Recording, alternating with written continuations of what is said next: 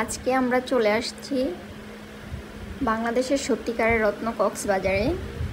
আর আমরা ভোর 5টায় এসে কক্সবাজারে পৌঁছাই। আর আমরা এসেছি কুমিল্লা থেকে। আমার জীবনে প্রথম কক্সবাজারে আসা, কোনো ধরনের অভিজ্ঞতা ছিল না, আগে থেকে আমাদের হোটেল বুকিং করা ছিল না, সো আমাদের একটু প্রবলেম ফেস করতে হয়েছিল। By the way at last আমরা হোটেল থেকে রেস্ট করে আমরা ঘুরতে বের হয়ে যাই। আমার সাথে আছে কিছু সুন্দরী আপু, এই যে দেখতে পাচ্ছেন।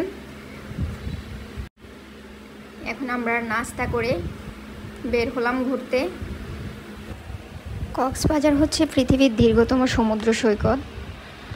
কক্সবাজারের প্রাচীন নাম ছিল পালঙ্কিক, কেউ কেউ আবার পেনোয়া বলেও জানত। কক্সবাজারের আধুনিক নামকরণ করা হয় ব্রিটিশ ইস্ট ইন্ডিয়া কোম্পানির কর্মকর্তা ক্যাপ্টেন হিরাম কক্সের নাম অনুসারে।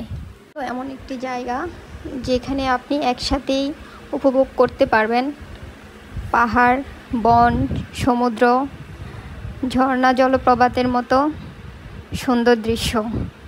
যেখানে আছে মেরিন ড্রাইভের মতো সুন্দর রাস্তা, বঙ্গোপসাগরের মতো মনমুগ্ধকর দৃশ্য।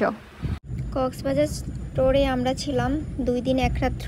2 দিন 1 রাত্রে আমরা চেষ্টা করেছি মোটামুটি কাছাকাছি যতগুলো জায়গা আছে সবগুলো ঘুরে দেখার জন্য। তো তার মধ্যে উল্লেখযোগ্য হলো বিচ, ইনানি, তারপর মেরিন ড্রাইভ, হিমছড়ি, তাছাড়াও হচ্ছে radiant fish world. Radiant fish world হচ্ছে উল্লেখ করার মতো। আপনারা যারা কক্সবাজারে আসবেন চেষ্টা করবেন রেডিয়েন্ট ফিশ ওয়ার্ল্ড ভিজিট করার জন্য। স্পেশালি যারা বাচ্চাদেরকে নিয়ে আসবেন তারা খুব বেশি এনজয় করবে। তো যেহেতু জীবনে প্রথম কক্সবাজারে এসেছি, সেই ক্ষেত্রে মোটামুটি সব কিছুই ট্রাই করেছি। হর্স রাইড ছিল ইনানিতে, এখানে অনেক হর্স দেখা যায়। যারা কক্সবাজারে আসবেন তারা চেষ্টা করবেন আগে থেকেই হোটেল বুকিং দিয়ে রাখার জন্য। আর যদি আপনাদের পরিচিত থাকে, জানাশোনা থাকে তাহলে ভালো হয়।